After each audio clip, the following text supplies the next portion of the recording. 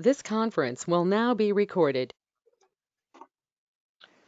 Okay, good afternoon, everyone. We'll call to order this meeting of the Housing Partnership at 1 p.m. This is Crystal Havey, Zoning Commission Chairman for the town of Stratford. And we are conducting a virtual meeting of the Housing Partnership via GoToMeeting in accordance with the Governor Lamont's executive orders. During these meetings, you must raise your hand if you wish to speak, or just say, Mr. Chairman, I'm happy with that. When called on to do so, please state your name and title each time so that we know who is speaking. This is in accordance, again, with the governor's executive orders, which allow these meetings to go forward. When I call your name, please indicate that you are in attendance. Christopher Blake from Inland Wetlands. Here. Okay. Desmond Nidzi, is that correct? From the business community? Okay. Elizabeth Sulik from the Stratford Housing Authority. Here. Okay. Commissioner Harold Watson from the Planning Commission. Here. And Glenn Chalder from Plan Metrics. Yep, here. Thank you. Okay, and I've been informed that Jennifer Sheldon and Beth DePani have not yet arrived, and as soon as they do, we'll bring them in. Also, we have Mayor Laura Hoydick. Hi, everybody. Mary Dean, the Economic Development Director. Hello. Jay Habansky, Planning and Zoning Administrator. Hi, everybody. And Susmita Atola from the Town Planner. Hi, everyone. And Aileen Marsh, our Recording Secretary. I'm here. Okay, first order of business is just introductions of each member. So we went through your names, so if you could just give us a very brief background of yourself and your goals for joining us, that would be great. So let's start again with Christopher Blake. Good afternoon, everybody. I am Inland Wetland Commission. I'm pretty excited to be part of the board. I am working for Frontier Communications for the past 24 years. I was a technician for 14 years and a manager for 10 years, running a crew out of Stratford. Born and raised in Stratford, and I'm excited to work with all of you. Glad to have you. Desmond. Hi, can you hear me? Yes. Yep. Yes. So my name is Desmond Z. I would consider myself a long-term resident of Stratford. I've been here since 2006. I've worked in industry in Stratford, as of course the aircraft, where I was facilities manager and real estate manager. I am a business owner in Stratford and care deeply about their housing issues and community development. So, excited to be engaged with this group and see what kind of solutions we can come up with. Excellent. Welcome. Elizabeth Sulik. Good afternoon, everyone. I've been in housing for 24 years, the last few as the executive director, and we passionately care about housing in the town that we work in and live in, and I'm very excited to be part of this group, and I thank you for including me. Excellent. And Harold Watson. Yes, I'm chair of planning. I'm halfway through my term. I've been very active on a lot of resiliency issues, of which this really long term is one of our resiliency issues. Okay, glad to be working with you again. And Glenn. Hi, everybody. My name is Glenn Chalder. I'm a planning consultant. In my professional background and experience, I used to be a town planner, so I've worked in Smith's and Jay's role. I also have worked for private development companies. My job there was to get permits and approvals for projects. And since 1990, I've been doing consulting work, primarily for municipalities, primarily in Connecticut. I'm pretty excited to be working with Stratford on this particular situation because I think it really is an important issue and challenge for the communities in Connecticut to address. So thanks for including and involving me. I look forward to working with you all. Okay, thank you. And I'm Crystal Havey, current chairman of the Zoning Commission. Been on that board for over 10 years now, 4 years previously on Planning Commission and 2 years on the Town Council. So seen a lot of different items regarding our land use and also our housing. So glad to see that we have this group back together, and it was active back in the late 90s, and good to have this back in order, because I think we really do need to have a strategy and an understanding of it as we move forward with the development of the town. Mayor Hoydick, I believe I'd like to hear a couple words from you as well. Chairman, if I may interrupt, there are 2 more members, actually 3 more members who joined: Jennifer Sheldon, and I think the caller 5 is Beth DePonte. If you would like them to introduce themselves. Okay, Jennifer Sheldon. Hi, I'm Jennifer Sheldon, a lifelong Stratford resident and currently commissioner on Greater Bridgeport Transit Authority. I've worked in financial services, mostly in Bridgeport, so close to home, for all of my career, and I look forward to working with all of you on this. Excellent. And Beth DePonte. Hi guys, it's Beth DePonte. I live and work in Stratford. Currently, I'm working in New York, kind of, but have been quarantined to Stratford. So I've been head of the town council person from District 1, and I'm very interested in this topic. So I look forward to working with all of you. I'm glad to have you. And Susmita? I also wanted to know who caller 5 is, so I can edit their name. Caller 5, if you can speak up your name.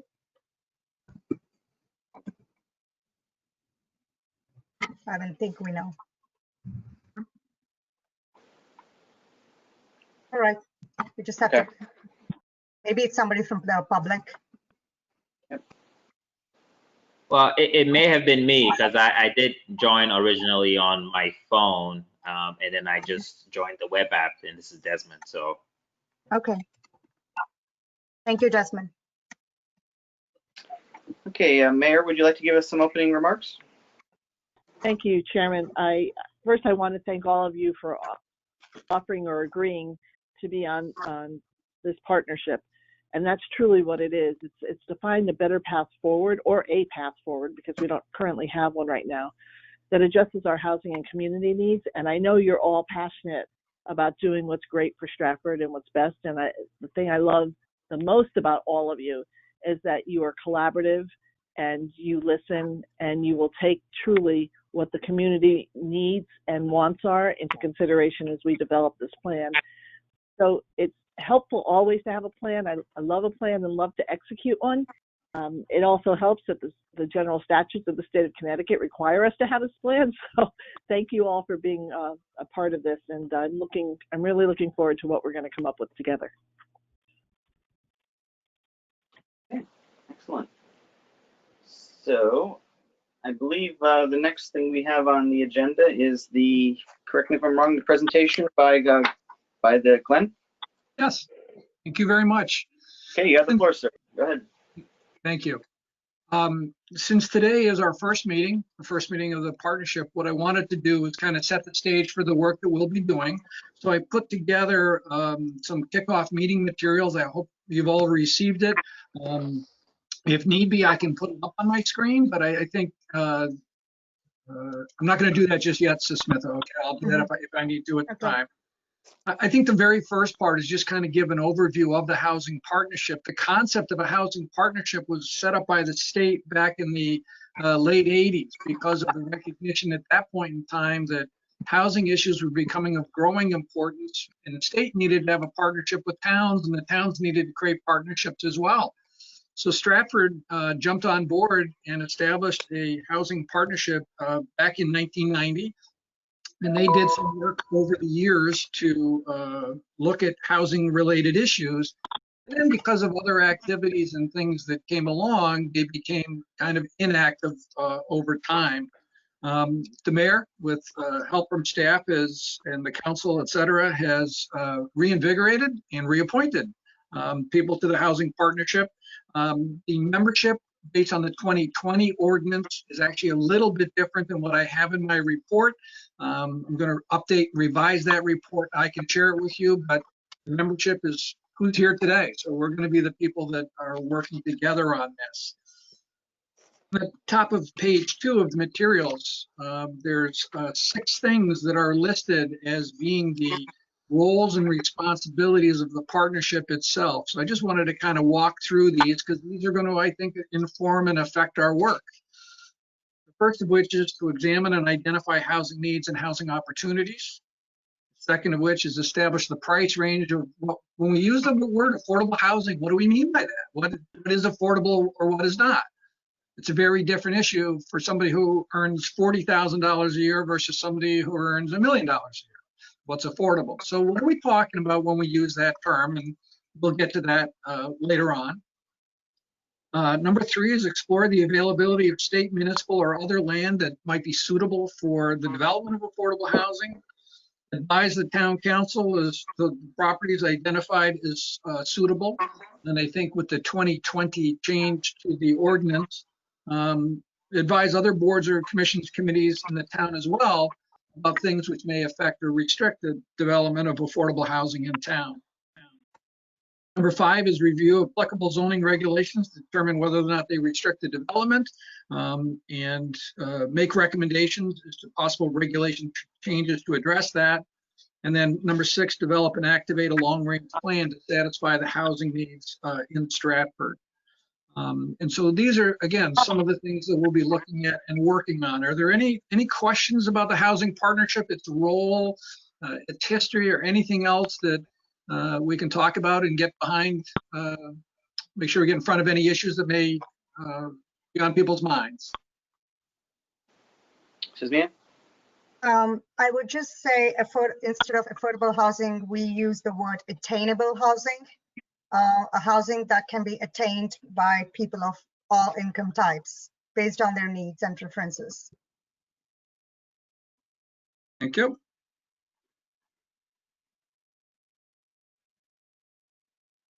Any other questions, comments about the housing partnership? Just one. Sorry. Harold? Yeah, I would just hope that we also differentiate between our senior population and our 20-something population, but also in between that, what I call our worker population, our firemen and teachers and everybody else, so that we can begin to address the people working for Stratford. Can they afford to live in Stratford? Is attainable housing, is that a legal definition? I haven't seen that term in the affordable housing literature. I think it's, go ahead, Ms. Smith. Go ahead, Glenn. You can talk. I don't think it's a statutorily defined term. I think it's a term, oftentimes people can have reactions to the phrase affordable housing, which cause alarm and concern. And really what we're talking about is housing that's attainable for people. So it's a change of wording that can help overcome some of the initial reactions that people may be. Some people might just shut down on a word and never listen to anything else we're saying. And I think, as Harold pointed out, sort of the different housing needs, the different demographic groups, et cetera, are all different.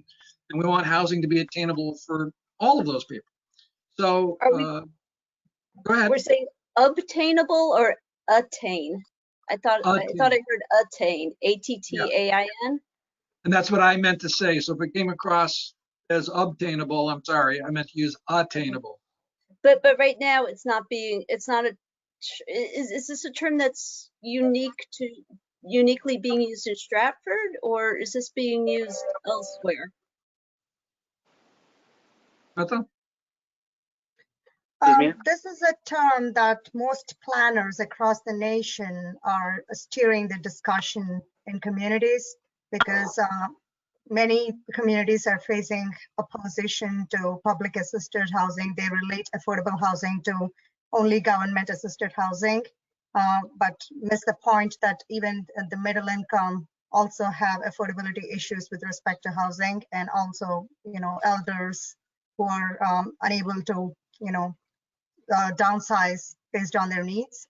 So in order to give it a fair shot in the town and consider the values and preferences of every demographic, we are not going by the legal definition, but we are making it more conversational as attainable for all income types and age groups. Okay, thank you. Any other questions about the housing partnership? I would like to just make one other comment if I could. Proceed, sir. I think it's really critical that I feel that we look at this from I'll call it consumer, but really Stratford citizen point of view.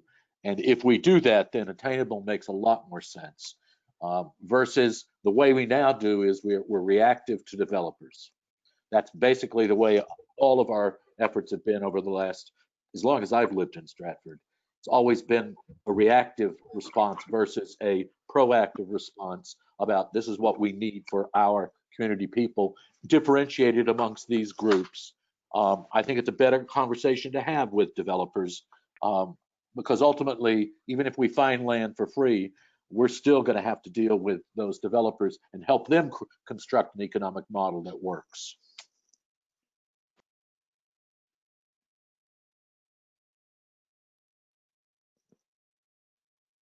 Anything else? If we go to the top of page 3, I think it's very timely that Stratford is undertaking this process. The state legislature in 2017 passed a public act that requires each municipality in the state to adopt an affordable housing plan by 2022. Kind of at the same time, with regard to this, Stratford has what's called a plan of conservation and development. I think Harold's probably familiar, probably many of you are familiar with it.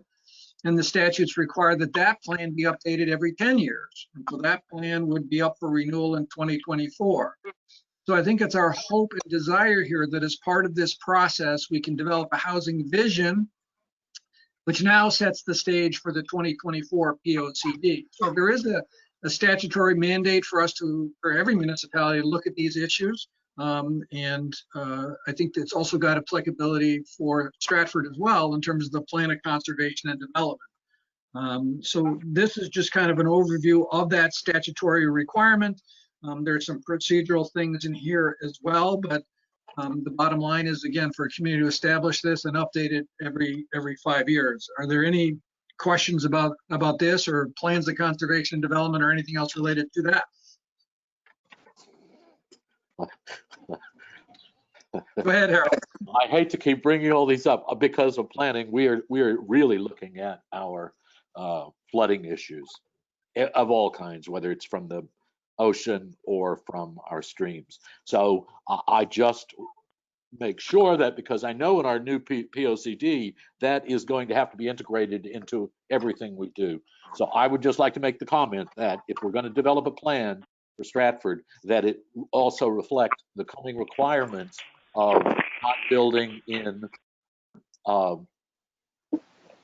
dangerous properties. I guess I should say in that way, that it really ought to be, otherwise we're going to have to rewrite it when we get to the POCD.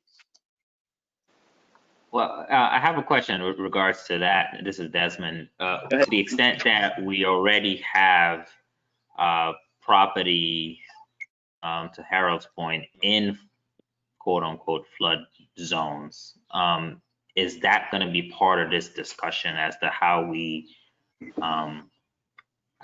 address and deal with those? Some other towns have solutions with regards to that. Are we going to contemplate that here? I think it needs to be part of our thought process going forward, just so that, planometrics sort of specializes in 2 particular things, one of which is helping communities prepare things like plans of conservation and development or strategic plans to address issues in their communities. So I'm very attuned to these types of situations that communities are grappling with and the types of strategies that are relevant to Stratford. I think that's important because we can't just treat housing as an issue by itself. We have to fit it into the fabric of the community. We have to meet the needs of local businesses and people. But we also need to look at the issues that affect housing generally in the community. So I think that this needs to be part of our discussion overall, and our work will lead us in a direction to find good strategies for Stratford going forward. I would imagine there'll be more discussion in the POCD about the concepts of sustainability, resilience, and sea level rise. They're going to be focused much more in that area, but it's going to be integrated into other chapters. So I think we need to be aware of that and consider that as part of our work. Yeah, Jay Hibansky here. Glenn or Susmitha, do you know if the state has given us more details regarding the criteria for a qualifying housing plan? I know that we were still waiting on some more information.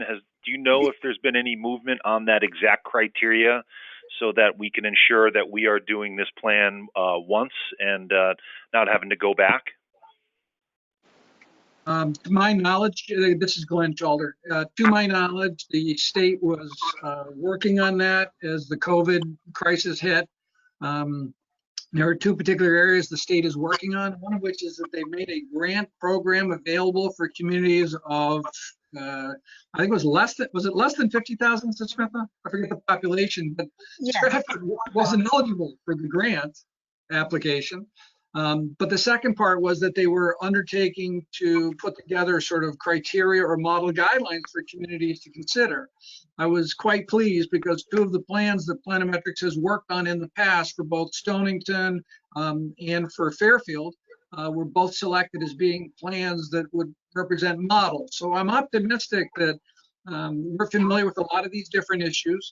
But Jay, I think through our work, I would imagine that their guidance will be issued sometime as we're working, and I think it will complement what we're doing. I don't think it's not going to pull the rug out or upset anything. I think we'll be ahead of the game there.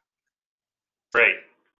And if I may add, I also reached out to Mike Santoro, State Department of Housing's director, and I asked him what kind of reporting requirements are needed from our end to satisfy the housing partnership statute per state guidelines, because we are required to, submit our meeting reports. I don't know if they want us to do it like for every meeting or just quarterly. And I'm hoping that these reports would also help satisfy their need to actually look into a transparent process, not just the outcome of what we're going to come up with as a part of this process. Great.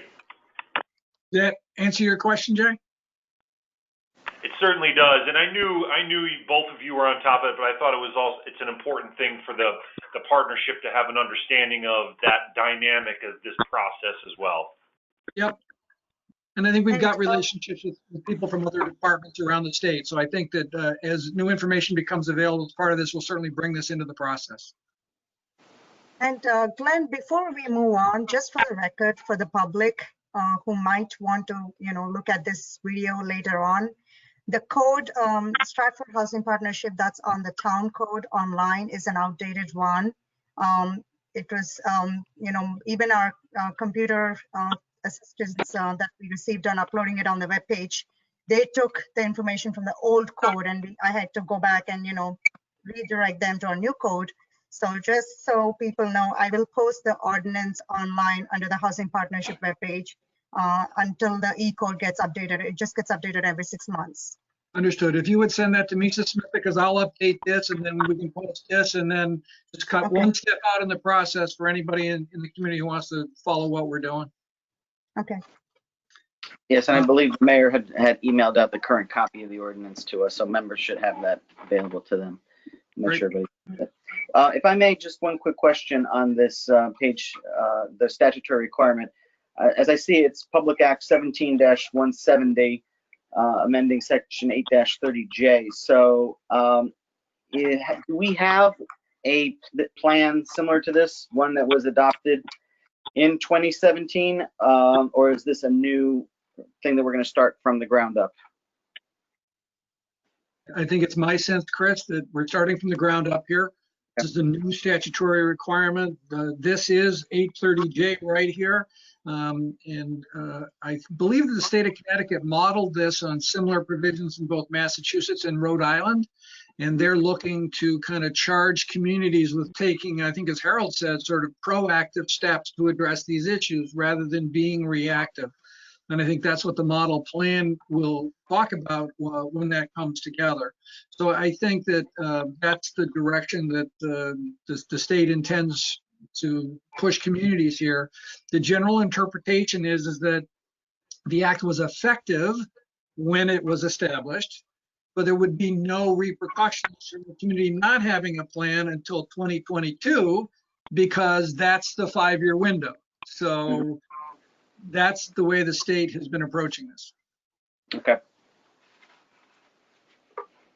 Okay, can we move on? Yep. So page 4 begins an overview of the scope of work that we've outlined here in the process that I anticipate that we'll be able to go through as part of this process. I think that the first step here down on the bottom of page 4, we're in the first phase, which is what I've called here scoping and researching. Number 1 here is a kickoff meeting with the housing partnership to make sure that we're all on the same page, understand where we're going, et cetera. I've been in the process, Smitha and Jay have shared with me a number of reports, information, et cetera, prepared in the past. And I'm going to be preparing a booklet, much like this, but to describe the overall housing situation in Stratford. And it's really going to kind of be an inventory report. And the general protocol I'm going to use, I think with the partnership, it's worked successfully for me in the past, is that I would prepare a discussion material about a week in advance of the meeting. You would probably receive that by email simply because the current COVID and other restrictions, that it'll be emailed to you. Ask you to review it before the meeting. So when we get together in meetings like this, you've got the booklet in front of you and we can talk through ideas and facts and opinions or other things that have occurred. And I think that's the way we can make most effective use of our time. So it'll be a process of research booklets and material meant to inform discussion. It's not the plan, but it's a way to kind of get you guys talking so that I can provide the best service and get the best discussion going. And so the first one would be a report on housing in town and housing issues, and then we would discuss that report. You can stop me anywhere along the way, but I've jumped right now to the top of page 5. And this is, oh, go ahead, Harold. We have a problem in Stratford in that so many of our affordable housing units are essentially grandfathered out of being counted. So I just want you to, that's part of what we need to find a way to solve is there's still affordable housing, but they no longer are counted in our total counts, even by the state. So if there's a solution to that, we should also look at that. I think that's an important point. Thanks for bringing that up, because I think the issue is, we talked about earlier, the question came up about the terminology attainable housing. So there's different ways for us to think about housing. So we can talk about housing that's affordable, meaning people can afford the housing they're in. Some of our preliminary review of the census data shows that there are a number of households in Stratford that are what's termed housing cost burden. They're spending more than 30% of their income on housing. So it's a stretch for them. It means they have to give up other things, or they're very sensitive to other changes in costs. That's housing that's, let's call that attainable, right? Housing that people can afford without undue hardship. There's also affordable housing, which is what the state actually counts. And this is relevant because for those who may not be familiar, under Connecticut state law, there is something called the Affordable Housing Appeals Procedure. And a community that does not have 10% of its housing stock meeting the state criteria, they are subject to what's called the Affordable Housing Appeals Procedure, where a developer can propose a project which does not conform to local zoning, and the burden of proof shifts now to the town. So the developer is presumed to be doing the right thing, and if it goes to court, the developer is sitting with more cards in their hand than the town might be. So you can imagine that that's a situation which has causes quite a bit of anxiety in a community. So we need to be cognizant of what those numbers are. I think, real quick here, the number for Stratford right now with regard to 10% is 6.37%, about 6.4% right now. So we've made great progress in the community in terms of what those units are, and I think we need to talk about that. But our focus shouldn't just be on the number. I think we need to think about housing holistically, not just the state number. Glenn, this is Desmond. And again, just to get up to speed with what Harold just mentioned, could you enlighten some of us as to why those units aren't counted? I know he said they're grandfathered in, but what about them? Is it construction or is it something else? That's a great question. So the way the state counts housing towards the 10% number, and again, many communities focus on this, housing has to fall into just a couple of buckets. One of the buckets is government assisted. So this can include, for example, housing authority projects. I don't have the list in front of me right now, but I've collected it from the state. But these are projects which receive government funding or grants or loans, which allowed them to be more economical. And one of the requirements of the loan or the grant was that it be for people with income limitations. So the state counts those, and we get in Stratford, let me get to the page again. Stratford, we have 524 units that fall in that bucket. So out of 1,343 units total in the community, 524 are considered to be assisted housing. And in my next report to you, you will see the list of which ones those are. There are 453 households in town where there is what's called tenant rental assistance. And these are not specific addresses or projects, but these are situations where people with income qualifications receive state or federal assistance, which allows them to rent an apartment in the community. The state gives credit for that. So that's 524 units, excuse me, 453 units that fall into that bucket. The next bucket is, go ahead. Oh, okay. The next bucket is housing units which are have received mortgages from the Connecticut Housing Finance Authority or for the U.S. Department of Agriculture, which offer low income or lower income, moderate income mortgages for people who qualify. And there are 333 of those mortgages in town. So the addresses of those are not shared with us. Those are kept, if you will, so that, again, these are people that have income qualified. And then the last category, which now gets us up to the final numbers, now what's called deed restricted units. Now, deed restricted units, depending on how and when they were deed restricted, those deed restrictions can expire over time. So that's where Stratford could be falling back. The number of governmentally assisted units, that was the 524 I started off with, those are unlikely to disappear on us. Those are probably pretty solid. And we're going to be able to hold on to those for a long period of time. Tenant rental assistance and CHFA mortgages, those are, people can sell their house, somebody buys it and doesn't use that mortgage. So those numbers can fluctuate a little bit. But generally speaking, they tend to stay fairly constant in a community sort of over time. So they're generally in the same neighborhood. But the issue of deed restricted is the last category. And this is a situation, I think, where the town can make a difference on this in terms of how we would look at some of these affordable housing developments. When the Affordable Housing Appeals Procedure was originally adopted, and again, this is the program that allows developers to override local zoning. The requirement at that time was 20% of the units for 20 years. Now that was back in 1989. So those units expired in 2009. Now the requirement is for 30% of the units for 40 years. But even those units can expire. And so I've got the information on the 33 units in Stratford. I'll be reporting those.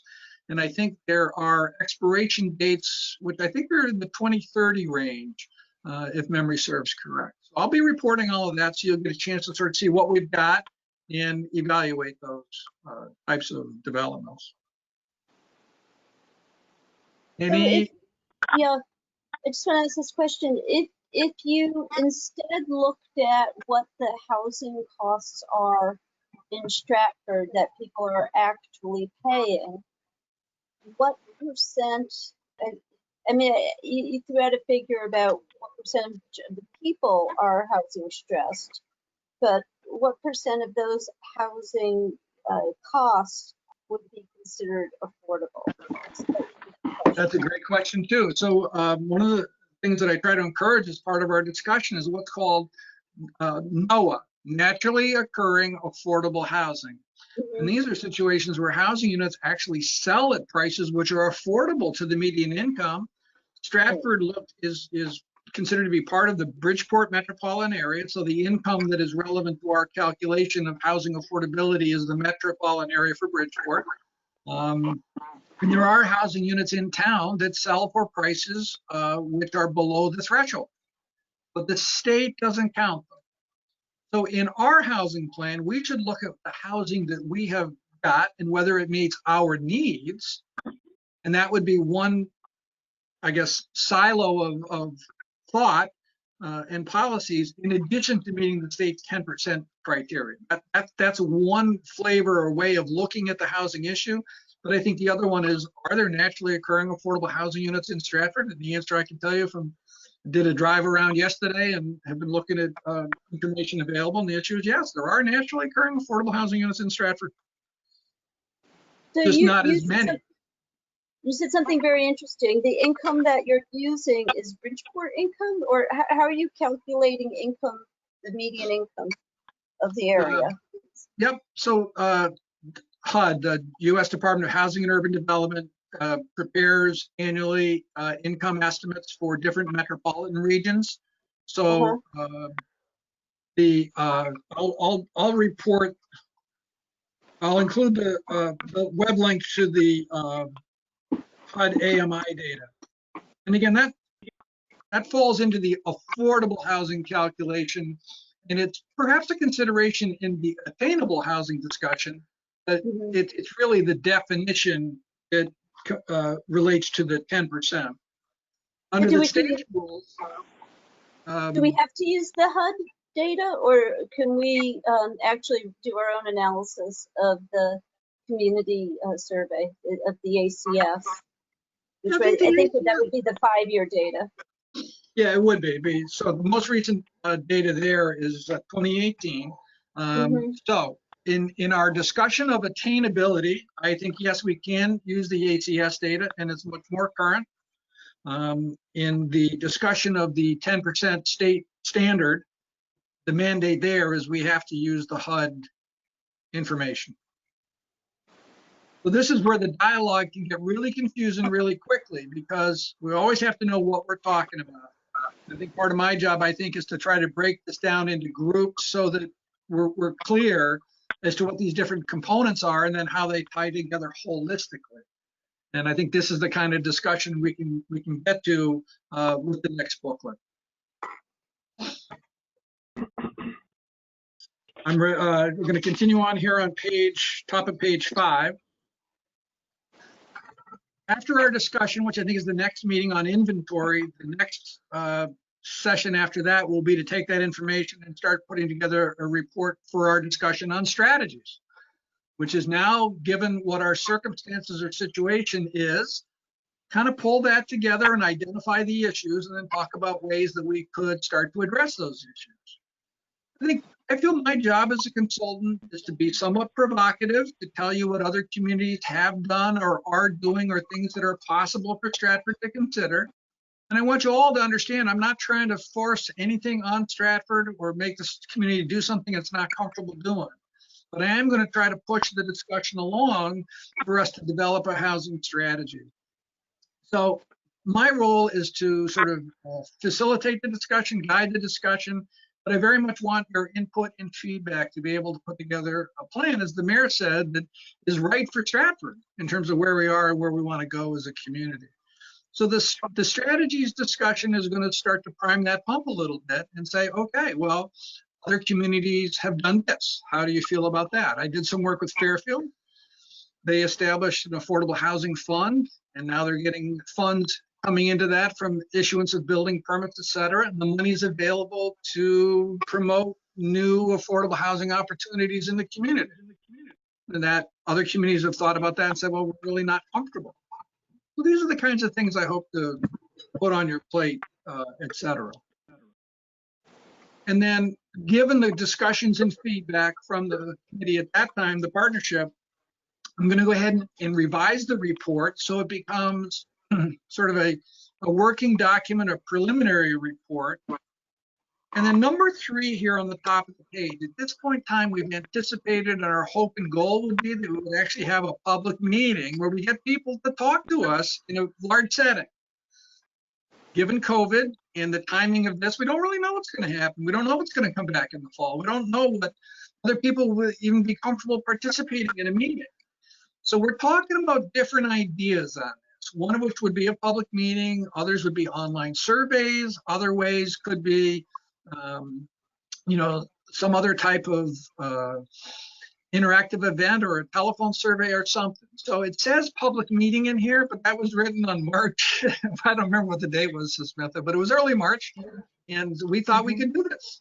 I'm not sure that we can, but I just want you to know I'm committed to working with you to engage the community so we get thoughtful comments and feedback that we can respond to so that people in Stratford understand our thought process and the different types of strategies that come together.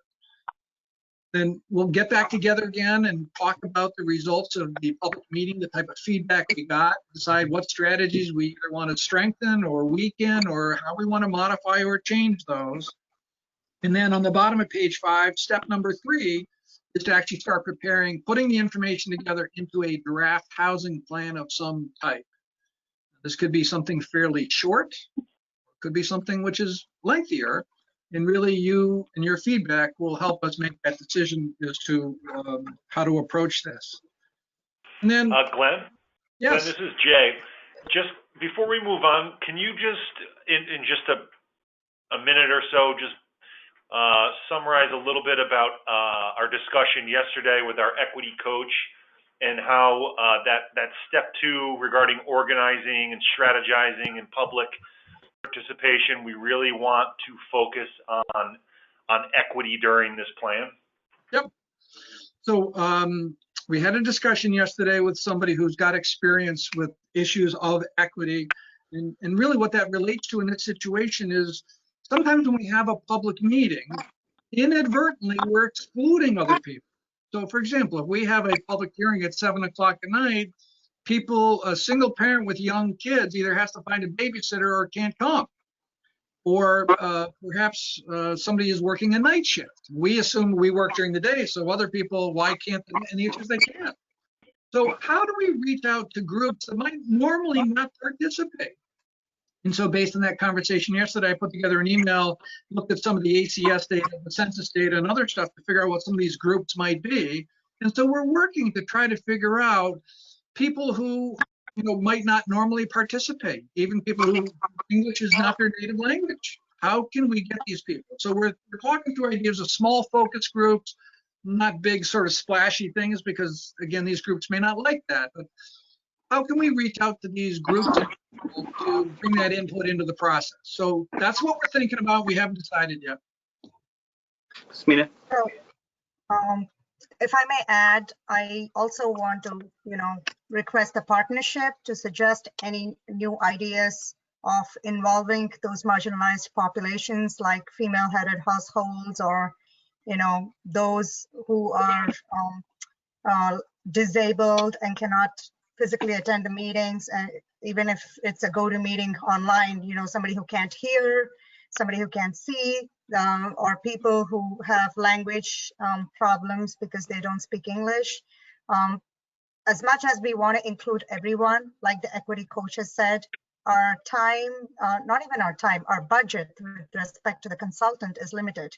So we have to figure out ways where some of this workload we can push it onto ourselves to reach out to these populations and maybe have Glenn present at our larger public meetings. And regarding the public meetings, like Glenn said too, we don't know if we would be having an open public meeting like we used to in the past anytime soon.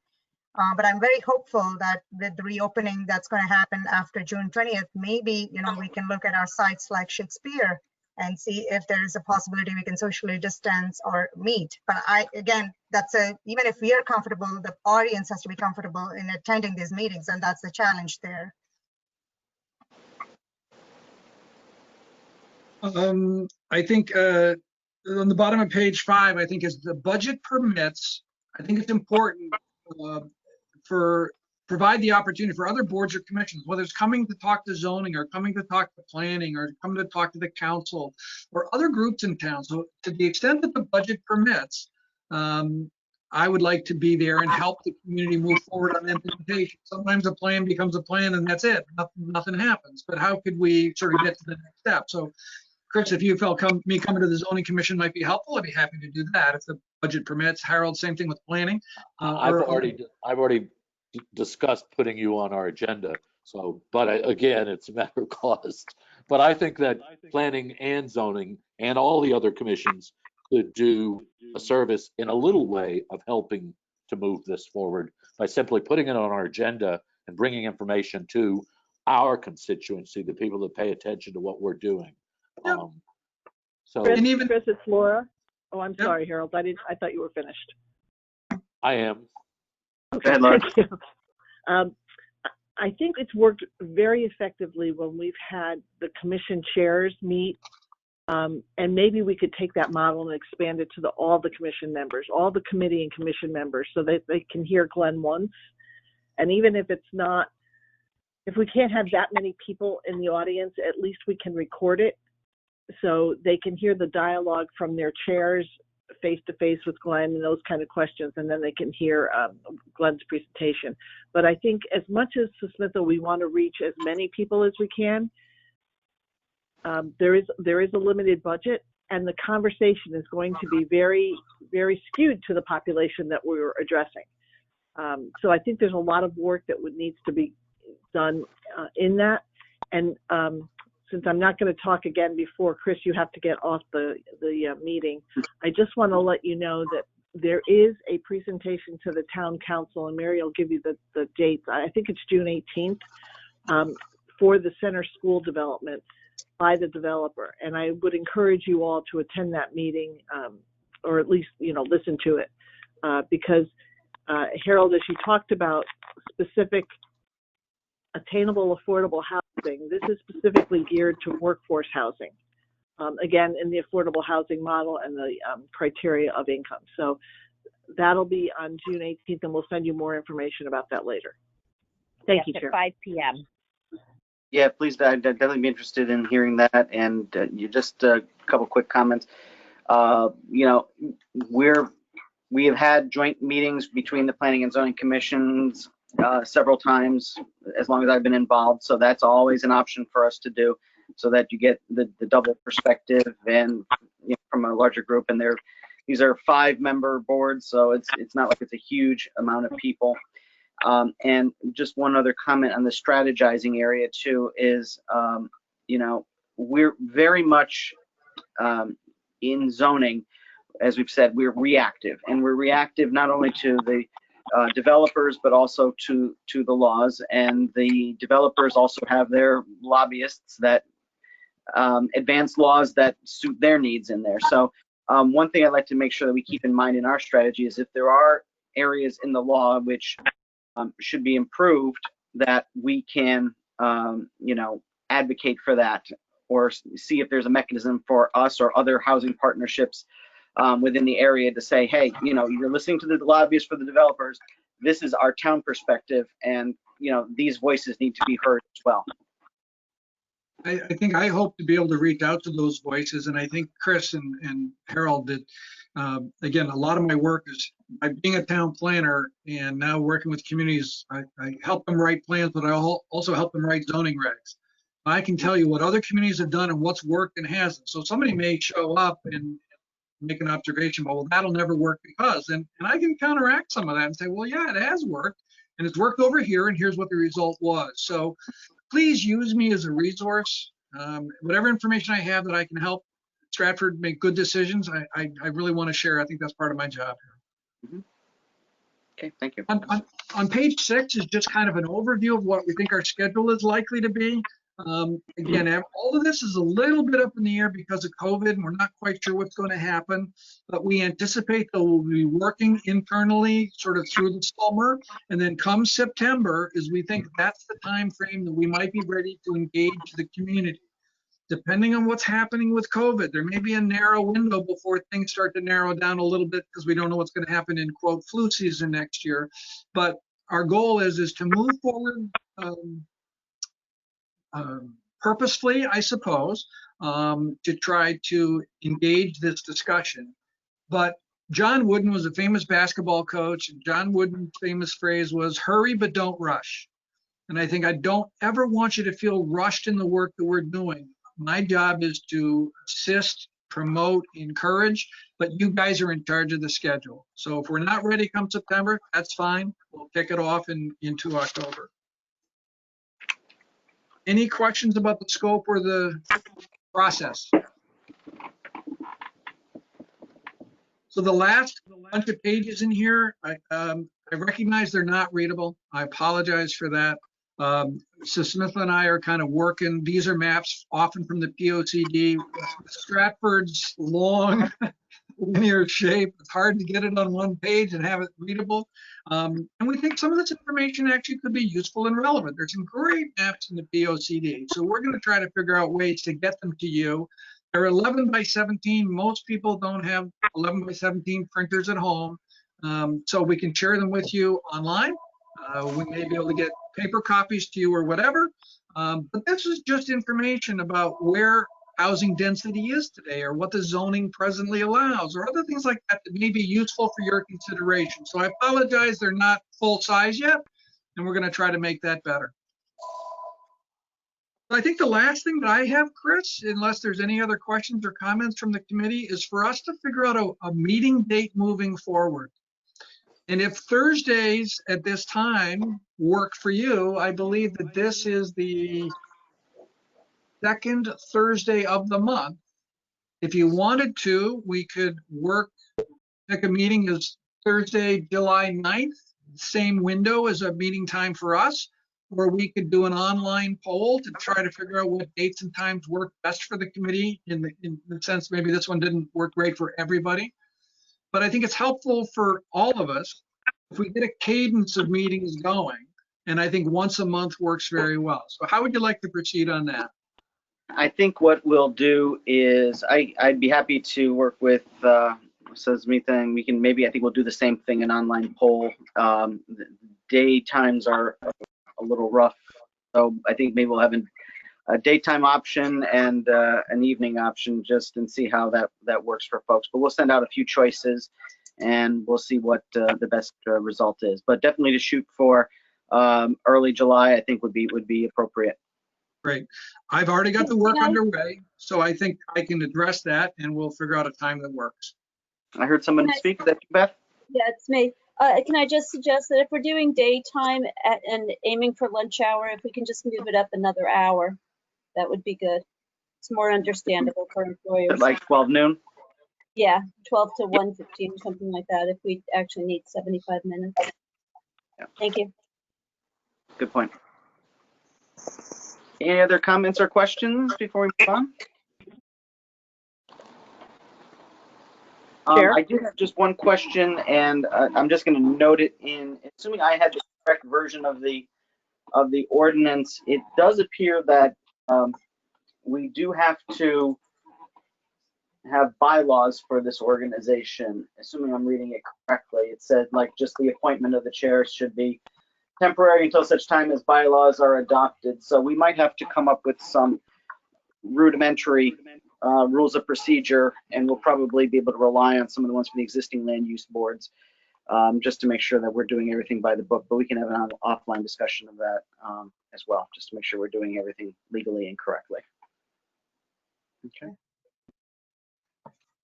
If not, then without objection, I will say that we are adjourned, subject to the call of the chair.